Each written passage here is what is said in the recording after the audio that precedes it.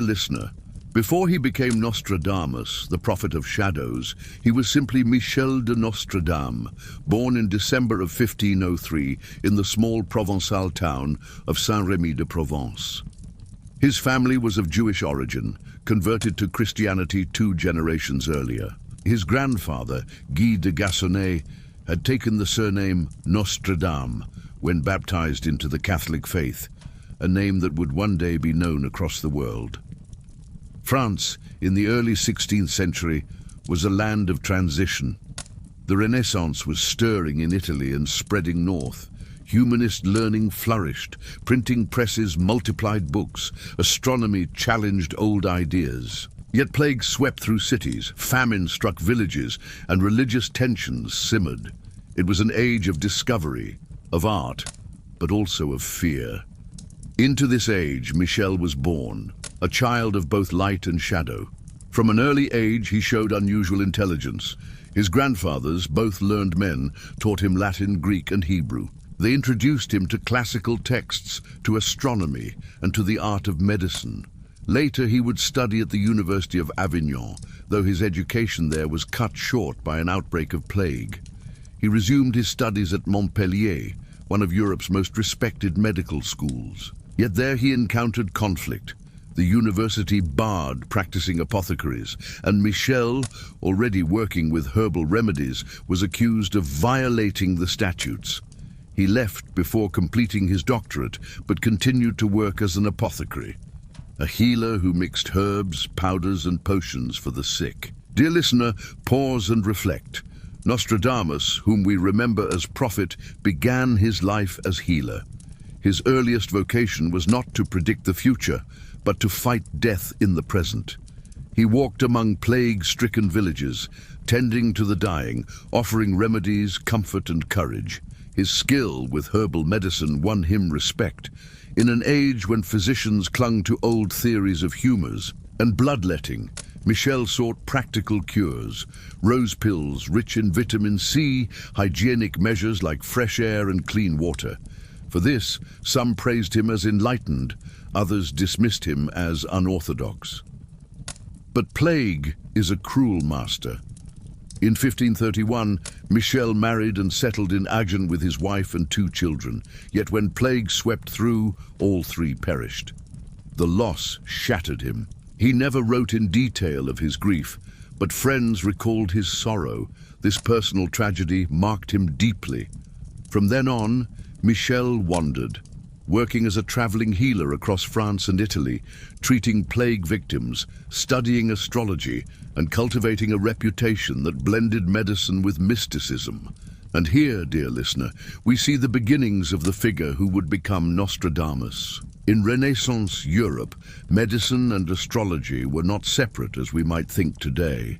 Physicians often cast horoscopes to diagnose illness or choose the best time for treatments. Michel, trained in both, used the stars as well as herbs.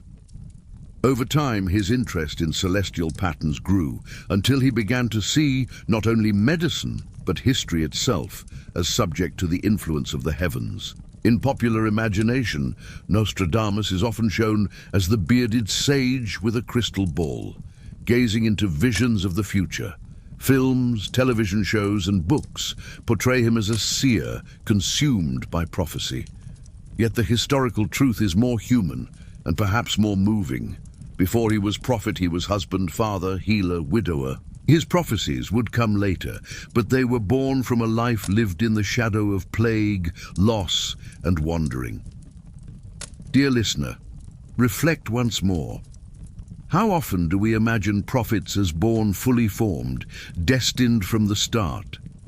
But Michel de Nostredame reminds us that even legends begin as children, students, apprentices. His path to prophecy wound first through medicine, through grief, through struggle.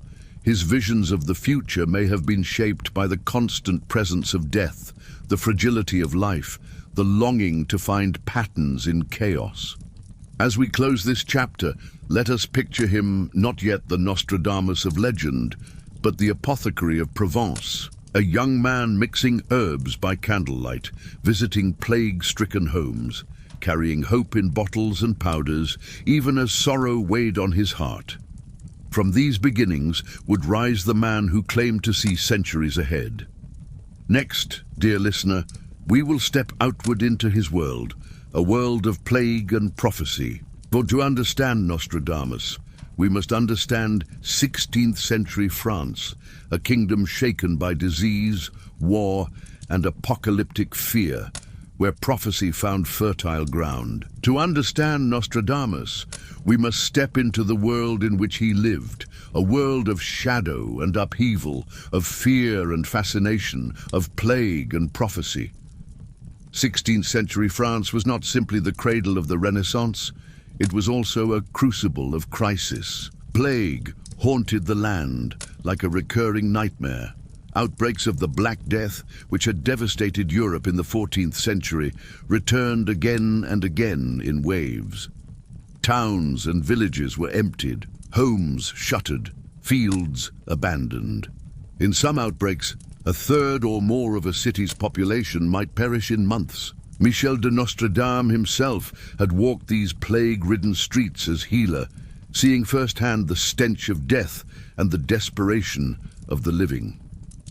It is no wonder, perhaps, that his writings carry a tone of mortality, of fate, of the fragile line between life and death.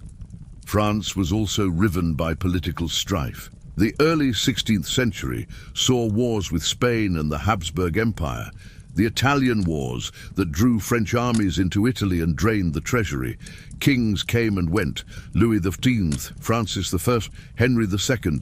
Nobles schemed, alliances shifted, fortunes rose and fell. Meanwhile, the power of the Church faced challenges it had not known for centuries. Martin Luther nailed his theses in 1517, sparking the Reformation. Across Europe, the unity of Christendom began to fracture. By Nostradamus' lifetime, France itself would be torn by religious conflict between Catholics and Huguenots. In such a world, prophecy found fertile soil. When plague swept cities, people sought signs. When wars raged and kings died young, they looked to the stars for guidance. When faith itself fractured, they yearned for certainty and visions of the future. This was the age of apocalyptic expectation. Pamphlets and sermons spoke of the end times. Astrologers and prophets multiplied, casting horoscopes, predicting disasters, offering reassurance or warning. It is important to remember, dear listener, that in Nostradamus' time, astrology was not fringe. It was mainstream science, studied by physicians, taught in universities. The heavens were believed to influence all earthly affairs, the body, the harvest, the rise and fall of kings. To cast a horoscope for a newborn prince or a decisive battle was not superstition, but wisdom. Nostradamus was not alone in reading the stars. He was one among many. What set him apart was not that he practiced astrology, but how he clothed it in poetry, how he veiled it in mystery. Dear listener, pause and reflect. We often imagine Nostradamus as an isolated visionary, peering into a crystal ball. But the truth is that he lived in a culture saturated with prophecy. He was part of a chorus of voices, each claiming to interpret the signs of heaven. What made him endure when others faded was his style, his ambiguity, his ability to speak to fear and hope alike. This world of crisis and prophecy shaped him. He had seen plague devour his family. He had walked among the dying. He had seen kings rise and wars devastate. He had watched as religion itself fractured. Out of this turmoil, he began to write not only prescriptions for medicine, but verses that spoke of future calamities, of kings and empires, of blood and fire. In popular culture, we sometimes imagine the 16th century as a golden age of Renaissance light. Leonardo painting, Michelangelo sculpting, explorers crossing oceans, and indeed, it was an age of brilliance. But for those in France, it was also an age of dread. Plague carts rolled through streets, sermons thundered of Judgment Day, pamphlets warned of Antichrist. The same presses that printed Bibles also spread prophecies of doom. Nostradamus's prophecies would fit into this world perfectly, carried by the very currents that made him both feared and famous. Reflect once more, dear listener. Why do people turn to prophecy in times of crisis? Because uncertainty gnaws at the soul. Because when the present is unbearable, we seek comfort in knowing the future. Because even if the vision is dark, it is at least a vision, not a void. Nostradamus did not invent this longing, he gave it voice. As we close this chapter, let us see clearly the soil in which his verses grew. Plague-haunted towns, war-torn kingdoms, churches divided, people desperate for meaning. Or, into this world, Michel de Nostredame would soon publish his Prophecies, a book of shadows and riddles that would carry his name far beyond his own century. In 1555, in the southern French town of Lyon, a book appeared that would outlive its author by centuries. Its title was simple, Les Prophéties, the Prophecies. Its author was a middle-aged apothecary and astrologer named Michel de Nostredame, known to the world as Nostradamus. The book contained 942 short poems, written in quatrains, 4-line stanzas, grouped into centuries, each century containing 100 verses, though the arrangement was not perfectly neat. These were not poems of beauty or narrative. They were dark, cryptic, filled with strange images, blood and fire, comets and floods, kings falling, cities burning. Written in a mixture of medieval French, Latin, and occasional Greek, they were difficult to read even for his contemporaries. Why did he write in this way? Scholars have long debated. Partly it was the style of the age. Prophecy was often cloaked in symbol, but Nostradamus himself hinted that he chose obscurity deliberately. In the preface to his son Caesar, he wrote that he feared persecution if he spoke too plainly. He said his prophecies were written in a clouded and perplexed style to protect them from those who might misuse or condemn them. This deliberate ambiguity became his signature. A verse might read, "The young lion will overcome the older on the field of combat in a single duel. He will pierce his eyes in a golden cage. 2 wounds won, then he dies a cruel death." Later readers claimed this predicted the death of King Henry II of France, who in 1559 was killed in a jousting accident, struck through the visor of his helmet. Did Nostradamus truly foresee this, or was it coincidence fitted after the fact?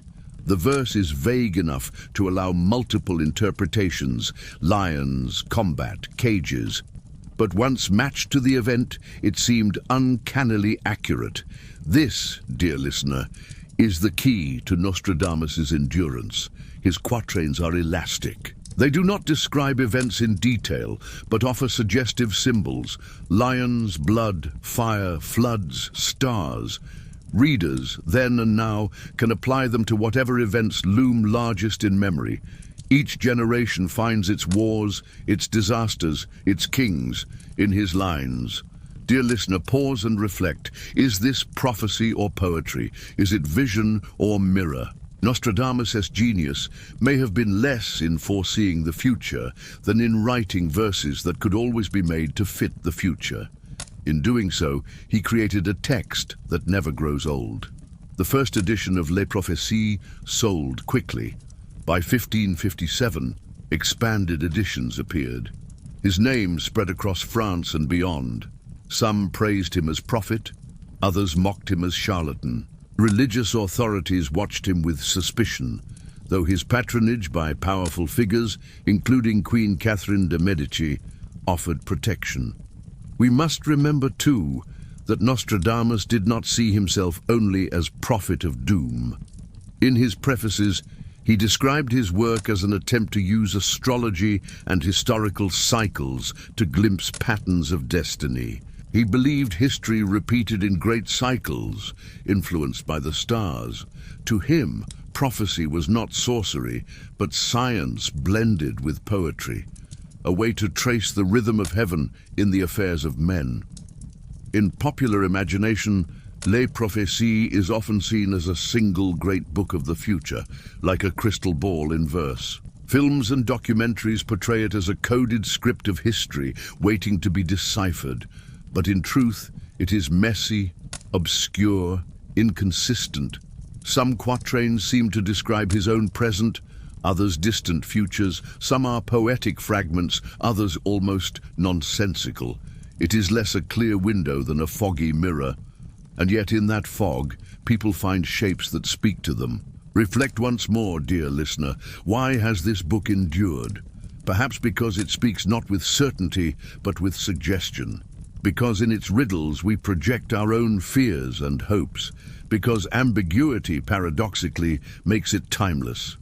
As we close this chapter, let us hold the image of Nostradamus at his desk in Salon de Provence, writing by candlelight, quill scratching across parchment. He writes not in clear declarations, but in shadows, not in plain speech, but in riddles.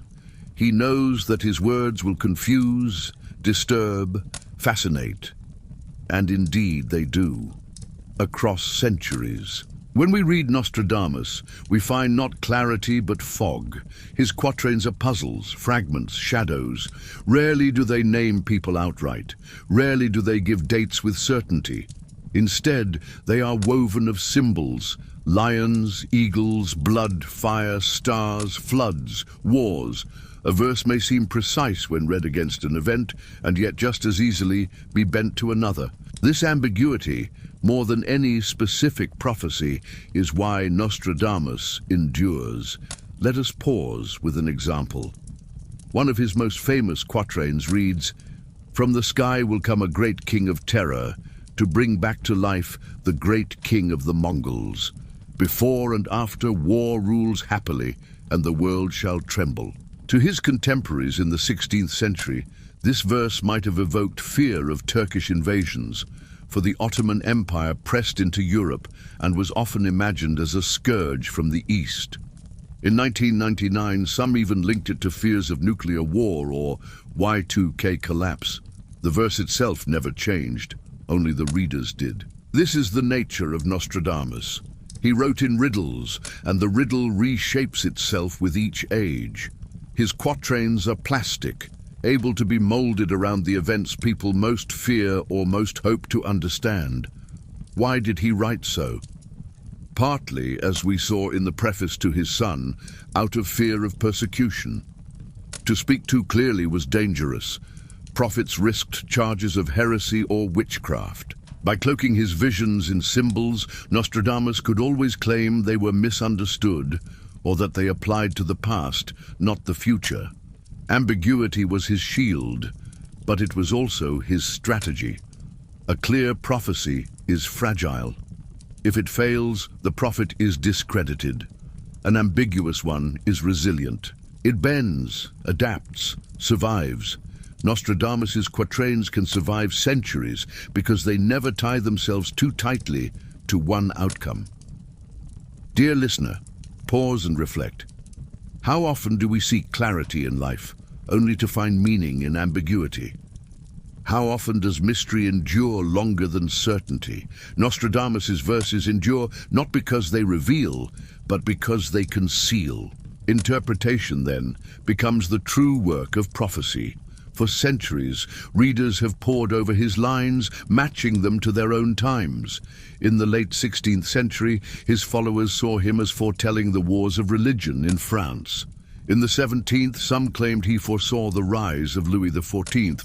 In the 18th, they found echoes of the French Revolution. In the 20th, Hitler and World War II. In the 21st, the attacks of September 11th, 2001. Each time, the pattern is the same.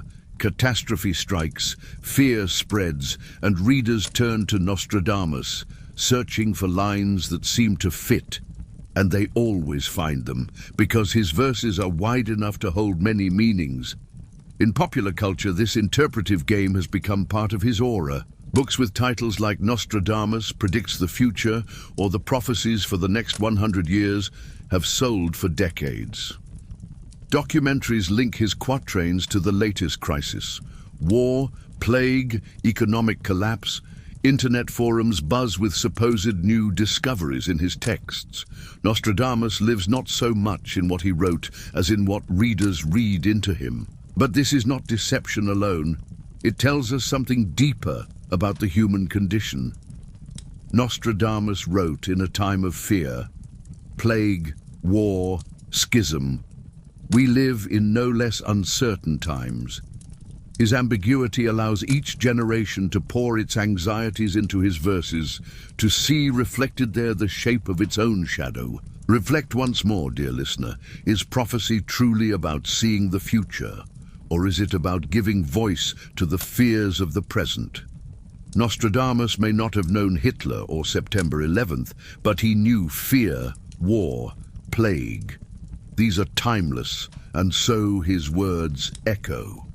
As we close this chapter, let us imagine Nostradamus again at his desk, ink flowing, words veiled in mist. He knew clarity would perish, but mystery would endure, and endure it has across centuries. Prophets may write in solitude, but they do not rise in solitude. Their words need readers, their reputations need champions. For Nostradamus, the turning point from wandering apothecary to legendary seer came when his writings caught the attention of the powerful, above all, the Queen of France herself, Catherine de Medici. Catherine, born a Medici of Florence, was wife of King Henry II of France and mother to 3 future kings. Intelligent, politically astute, and fascinated by astrology, she was drawn to those who claimed to glimpse the future. Nostradamus's prophecies, with their dark and enigmatic verses, intrigued her. According to accounts, she invited him to court after one of his quatrains appeared to predict the tragic fate of her husband. That verse we heard earlier, "The young lion will overcome the older." Many believed it foretold Henry II's death in 1559, when, during a tournament, a lance pierced his eye through the visor of his gilded helmet. Catherine, who believed in omens and portents, saw in Nostradamus a man touched by vision. She summoned him to Paris, where he composed horoscopes for her children and counseled her on matters of fate. For Nostradamus, this was life-changing. To be patronized by the Queen of France meant protection against critics, a shield against charges of heresy, and a place among the elite. His reputation soared. No longer merely a provincial astrologer, he was now the prophet of kings. Yet, dear listener, we must tread carefully. The sources are not always clear. Some tales of his closeness to Catherine may have grown over time, embroidered by admirers. But we do know that he dedicated almanacs to her and that she respected him enough to keep him in her circle.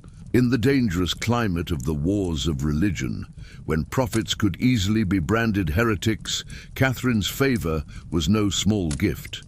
Patronage shaped prophecy.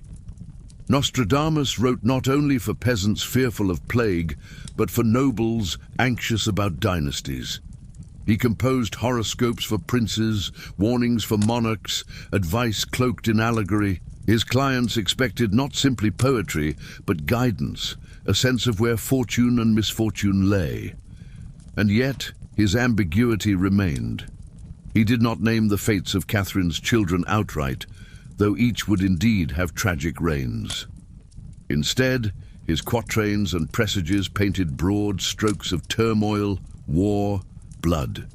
Themes that, in the age of civil conflict, could always be seen as relevant. Dear listener, pause and reflect. What does it mean when power turns to prophecy? Kings and queens, though robed in splendor, lived in uncertainty, like all others. Their crowns were fragile, their dynasties threatened. In Nostradamus, Catherine found not certainty but comfort, the sense that the heavens themselves had been consulted. In popular imagination, films and novels often portray Nostradamus as the intimate counselor of Catherine, whispering secrets of the future in her chambers. Some even cast him as puppet master, guiding the fate of France from behind the scenes. The truth is subtler. He was not her chief advisor, nor did he dictate policy. But he did shape her imagination, and through imagination, her sense of destiny. Reflect once more. The image of a prophet beside a throne is archetypal. Joseph interpreting Pharaoh's dreams, Merlin beside King Arthur, soothsayers in the courts of emperors. Nostradamus stepped into that role, real or imagined, because rulers, like commoners, long for visions of what lies ahead. As his fame grew, so too did criticism. Some accused him of vagueness, of fraud. Others suspected sorcery, but Catherine's protection shielded him. He continued to publish almanacs each year, filled with predictions of harvests, wars, and plagues. They sold widely, making his name known across Europe.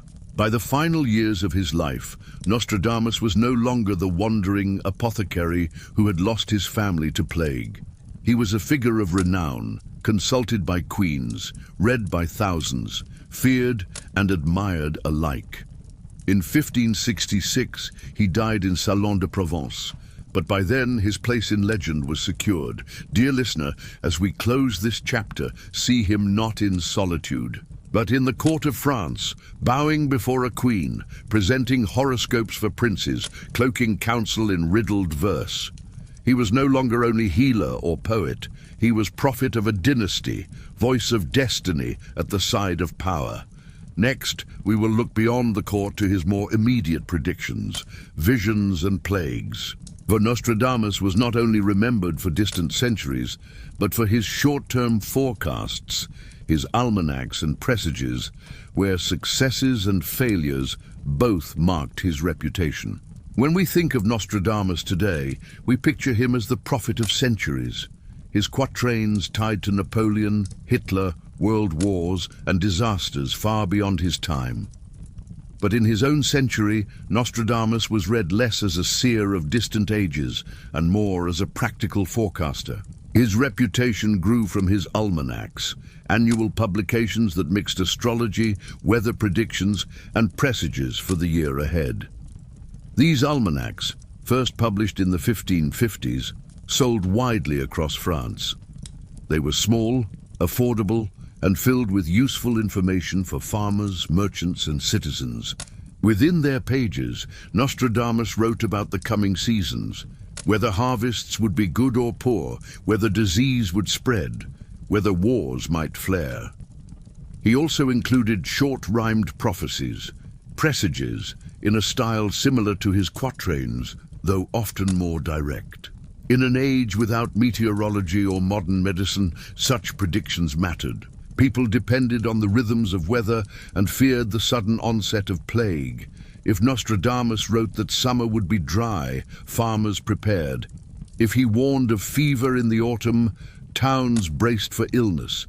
His almanacs became part of everyday life, their forecasts read not only by nobles, but by common folk, and at times his predictions seemed eerily correct. In 1557, for example, his presages spoke of famine and disease, and indeed, that year France was struck by harsh weather and outbreaks of plague.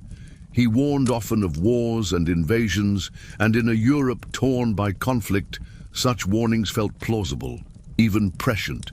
His reputation as a man who saw the future grew stronger with each apparent success. But Nostradamus was not infallible. Many of his predictions missed. He sometimes forecast rain where drought came, peace where war erupted. Critics accused him of vagueness, of playing both sides, of writing predictions so broad that any outcome could be made to fit. Satirists mocked him, rival astrologers challenged him. Yet his supporters pointed to the hits and forgave the misses, much as readers of horoscopes today remember the accurate lines and forget the rest. Dear listener, pause and reflect. What does it mean to trust a prophet? Do we weigh every word, or do we select the lines that match our experience? Nostradamus's power lay not only in his words, but in the way people read them, searching, choosing, remembering. The great plague years gave him special authority. He had once walked among plague victims as healer. Now, as prophet, he wrote verses warning of pestilence. His prescriptions, published alongside predictions, blended medicine with astrology. He recommended fresh air, clean water, rose lozenges rich in vitamin C. Compared to the bloodletting and superstitions of some physicians, his advice seemed sound. When plague struck and his measures seemed to help, his fame deepened. At the same time, his presages fed the apocalyptic mood of the century. Wars of religion loomed. The Reformation fractured Europe. Comets and eclipses were seen as omens of doom.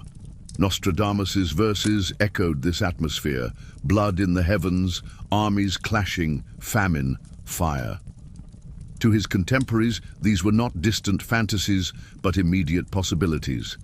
The 16th century was itself an age of prophecy, and Nostradamus spoke the language of his age. In popular culture today, we remember him for predicting far-off events: Hitler, the Twin Towers, atomic war.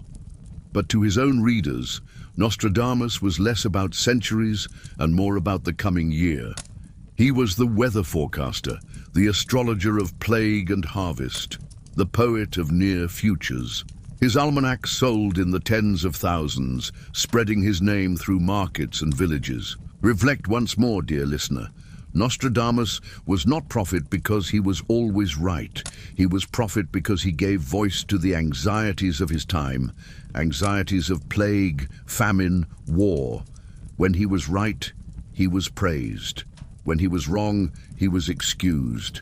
The need for prophecy was greater than the need for accuracy. As we close this chapter, let us see Nostradamus not as the distant sage of modern myth, but as the familiar figure of his own age.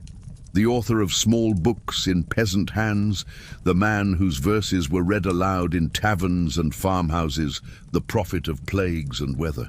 He was part of everyday life, woven into the rhythm of fear and hope. When Nostradamus died in 1566 in Salon de Provence, he left behind not only family and friends, but a shelf of books, his almanacs, his presages, his great prophecies.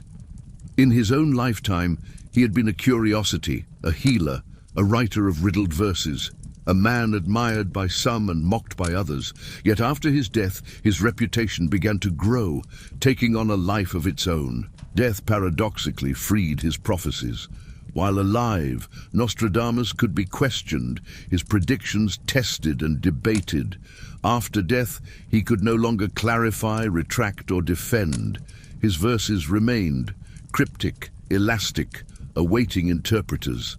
Each new generation approached them not as contemporary forecasts, but as mysterious revelations awaiting fulfillment. The 16th century was an age of turmoil. Within France, the wars of religion erupted between Catholics and Huguenots, plunging the kingdom into violence. Each side sought omens, signs, divine approval. Nostradamus's verses, with their dark imagery of blood and fire, were easily applied to the chaos. To some, he had predicted civil war. To others, he had foreseen massacres. His words seemed prophetic because they were pliable. In the 17th century, interpreters began to publish commentaries on his quatrains, fitting them to great events. The rise of the Bourbon dynasty, the reign of Louis XIV, wars with Spain and Holland, all could be traced, they said, in Nostradamus. His reputation expanded from France to England, Italy, and beyond. The printing press carried his name farther than he ever traveled in life. By the 18th century, Nostradamus was woven into the popular imagination. In revolutionary France, some claimed he had foreseen the fall of kings and the terror of the guillotine. In Napoleonic Europe, others said he had predicted the rise of the Corsican general who would conquer half the continent. Each age found its own reflection in his quatrains. Dear listener, pause and reflect. Nostradamus's immortality lies not in predicting the future, but in allowing every future to find itself in his words. He became less a man than a mirror, reflecting the fears and hopes of each generation. Part of his endurance also came from the aura of secrecy around him. His verses were written in archaic French, mixed with Latin and Greek, riddled with obscure allusions. To read him required interpretation, and interpreters made their mark by claiming to unlock his code. Each commentator added new layers, making Nostradamus not only prophet but puzzle. And puzzles endure because they invite solving. In popular culture, this process is dramatized as though Nostradamus foresaw world history in precise detail. Yet, as we know, his words are ambiguous. The accuracy lies in the interpreter's hand, not always in the prophet's pen, but ambiguity is a kind of genius. Had he written too clearly, his predictions would have been disproven. In writing obscurely, he ensured that he could never truly fail.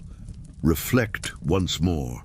Nostradamus's rise after death reveals something about our need for prophets. We do not seek them only for knowledge, but for meaning. In times of upheaval, whether civil war, revolution, or empire, we search backward, looking for voices that seem to foresee.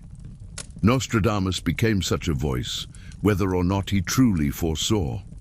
As the centuries passed, his image grew more legendary.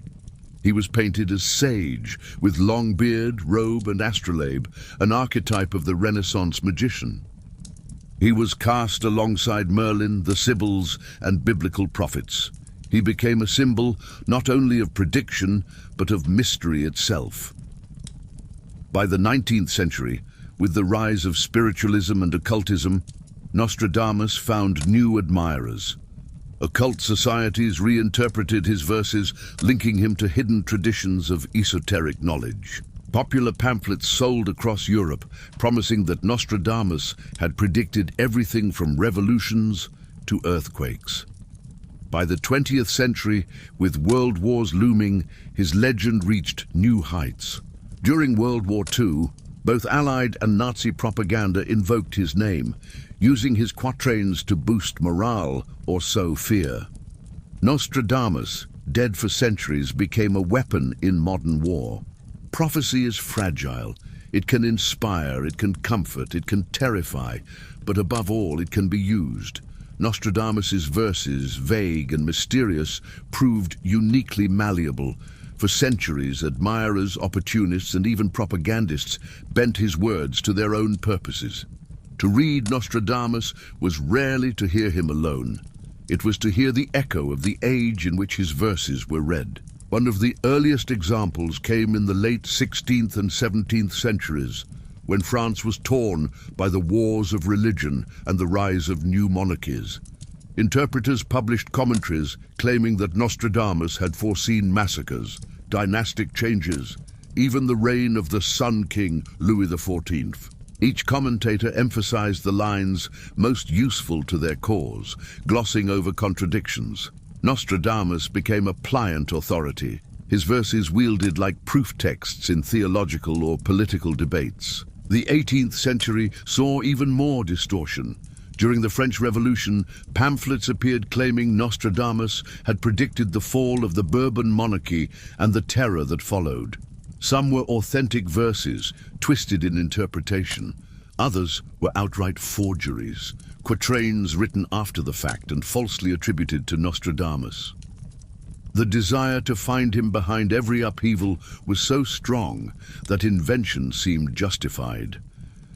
In the 19th century, with the rise of Napoleon, interpreters claimed Nostradamus had foreseen the emperor's rise and fall. Verses about a great leader from obscure origins, wars across Europe, exile and ruin, all were read as Napoleon's story. Yet others applied the same lines to different figures. Napoleon today, Hitler tomorrow, perhaps someone else in centuries to come. The 20th century, however, brought Nostradamus's most dramatic misuse. During World War II, his quatrains became tools of propaganda. In Nazi Germany, Joseph Goebbels' ministry published pamphlets suggesting Nostradamus had predicted German victories. Meanwhile, in Britain, counter-propagandists did the same in reverse, claiming he had foreseen Hitler's defeat. The same verses, twisted two ways, served two enemies. Nostradamus, centuries dead, became a soldier in a war he never imagined. Consider one famous quatrain: "From the depths of the west of Europe, a young child will be born of poor people. He who by his tongue will seduce a great multitude. His fame will increase in the realm of the East. Some interpreters claimed this foresaw Hitler, born in Austria, west of Europe's center, rising from humble origins, swaying the masses by speech and forging alliances in the East. But the same lines could as easily be read of Napoleon or of other leaders. Nostradamus did not name Hitler, but readers searching for meaning in catastrophe found him there. Dear listener, pause and reflect. Do we see prophecy in Nostradamus, or do we see only ourselves? His quatrains are like clouds, their shapes shifting with the eyes that watch. In war, they became weapons. In revolution, they became banners. In fear, they became mirrors of anxiety. The trend has not ceased. In the late 20th and early 21st centuries, Nostradamus was invoked after nearly every disaster.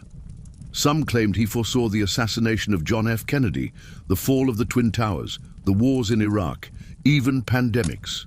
In the aftermath of September 11, 2001, a widely circulated email presented lines supposedly from Nostradamus predicting the attack. Yet these lines were not his at all. They were modern inventions cobbled together to sound prophetic. And still they spread because the need to believe outweighed the need for truth. This pattern shows us something vital. Nostradamus's words are not fixed but fluid. They are taken, reshaped, misused, sometimes in earnest, sometimes in deceit. His true voice is often drowned in the chorus of interpreters. Yet this very fluidity is why he endures. Each crisis, each war, each tragedy finds in him a prophet ready-made. In popular culture, this reuse is part of his allure. Documentaries link him to every calamity, often without care for authenticity. Films present him as Oracle of Doom, his verses ominous background to unfolding catastrophe. Novels imagine him as secret keeper of codes. The Nostradamus we meet today is often less the historical man than a collage of centuries of misreadings. Reflect once more, dear listener. Nostradamus teaches us not only about prophecy, but about ourselves. We long for certainty, for order in chaos, for signs that history has meaning. When disaster strikes, we turn to prophets, and if their words are vague enough, we shape them to fit. Nostradamus did not predict September 11th, nor Hitler, nor Napoleon in detail. But his verses, elastic and enigmatic, allowed generations to believe that he had.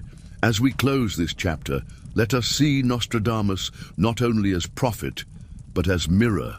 His verses have been misread, reused, repurposed, yet in those misreadings lies his strange immortality.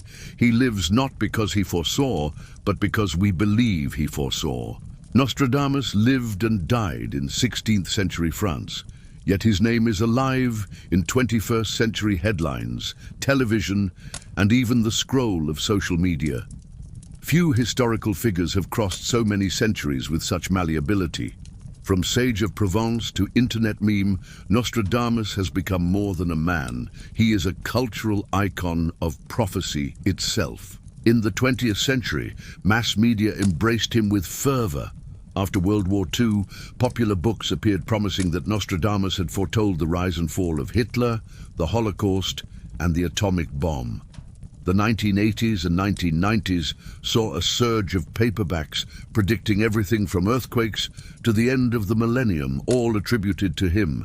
John Hogue, for example, published several bestsellers interpreting Nostradamus for modern audiences, presenting him as a prophet of global catastrophe.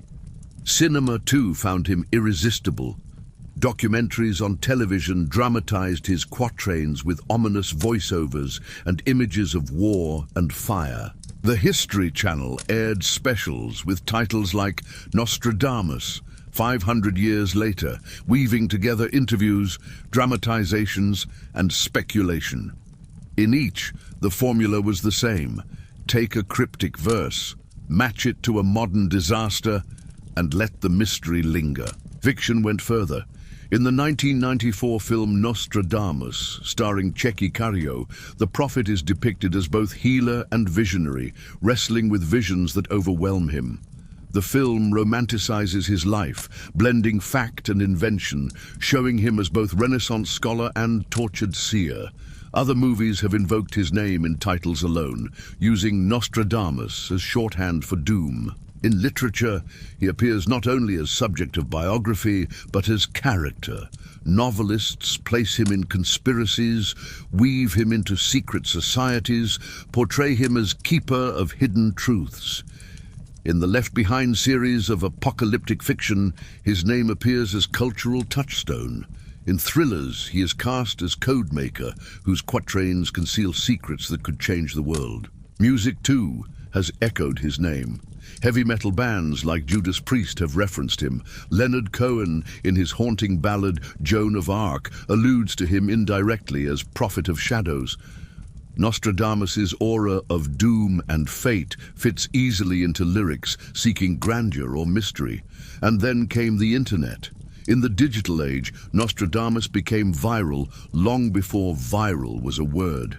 After September 11, 2001, fabricated verses spread online, claiming that he had foreseen the attack on the Twin Towers. These verses were clumsy, modern in style, but they were believed by many because his reputation as seer was so strong. In the age of email chains and early blogs, Nostradamus became global once more. Today, memes on social media still invoke him. Whenever disaster looms, pandemics, wars, earthquakes, posts circulate claiming that Nostradamus predicted it. Some are parodies, others sincere. Either way, his name remains shorthand for prophecy, doom, and uncanny foresight. Dear listener, pause and reflect. Nostradamus is not only history, he is archetype. He embodies our cultural idea of the prophet, the one who saw too much, who spoke in riddles, who left behind a text that seems to whisper through time. Whether in scholarly books, blockbuster films, or internet jokes, he plays the same role: the seer who told us so. Why has he endured so strongly in pop culture? Because he is endlessly adaptable. Unlike specific prophets whose visions are tied to one faith or one event, Nostradamus wrote in riddles broad enough to be repurposed by anyone. Christians, occultists, skeptics, conspiracy theorists, filmmakers, musicians, all can claim him, reshape him, reuse him. He is not the prophet of one people, but of whoever needs a prophet in the moment. Reflect once more. What we see in Nostradamus is not only his words, but our own fascination with time, fate, and the future. In him, culture finds a way to speak about uncertainty. His face, bearded and solemn, appears on book covers, documentaries, and album art, not because we know him, but because we need what he symbolizes: mystery, foresight, warning. Dear listener, we have walked with Michel de Nostredame from the streets of plague-stricken Provence to the halls of French queens, from the ink-stained pages of Les Prophéties to the flickering screens of modern documentaries and memes. Across 5 centuries, his words have been read, misread, reused, and reborn. But now we must ask the deeper question: why? Why do we return to Nostradamus again and again? Why do we crave prophets at all? The answer lies not only in him, but in us. Human beings live in time. We know the past, we inhabit the present, but the future remains hidden, a veil we cannot lift. That veil unsettles us. For within it may lie joy or sorrow, triumph or tragedy. We fear the unknown, and so we seek voices that claim to pierce the veil. Nostradamus, with his riddled verses, offered such a voice. He did not speak with clarity, but with suggestion. His words were not maps, but mirrors. In them, each generation saw itself, its wars, its plagues, its tyrants, its hopes. His power was not that he foresaw our future, but that he expressed timeless patterns of fear and fate. Consider the universals of his imagery: fire, blood, flood, stars, kings, war. These are the constants of history.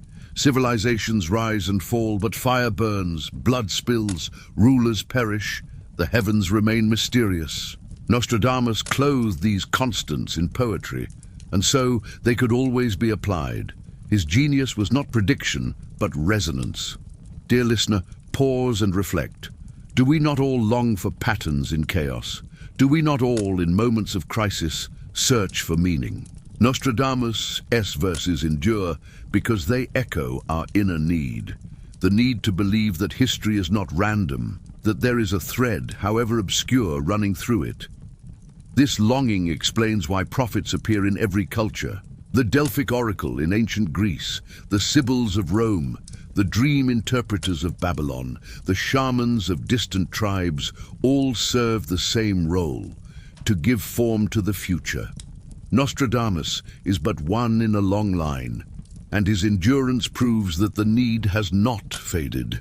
And yet there is a paradox, for if prophecy were clear, it would perish with disproof. Its very ambiguity ensures survival. Nostradamus understood this. By writing in riddles, he created verses that could never fully fail.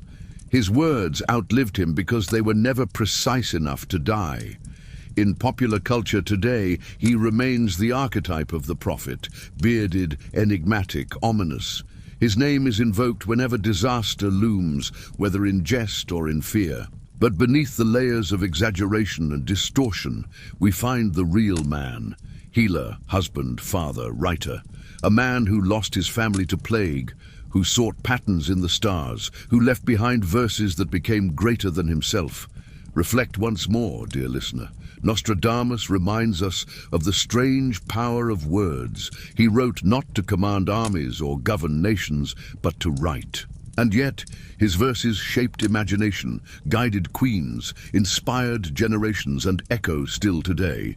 Words once set loose take on lives of their own. And now, as our journey ends, let us rest. Nostradamus lies in his tomb in Salon de Provence, his bones long turned to dust, but his words, obscure and luminous, remain alive. We do not know the future, nor did he, but his verses remind us of our eternal longing to know, to find meaning in the unknown. Close your eyes. The world has always been uncertain, filled with shadows and light. We cannot command tomorrow, but we can walk into it with courage. Nostradamus' voice, however ambiguous, tells us that humanity has always carried fear of the future and always sought hope within it. Sleep now, dear listener. May your night be peaceful, and may the future, whatever it holds, meet you gently. Good night.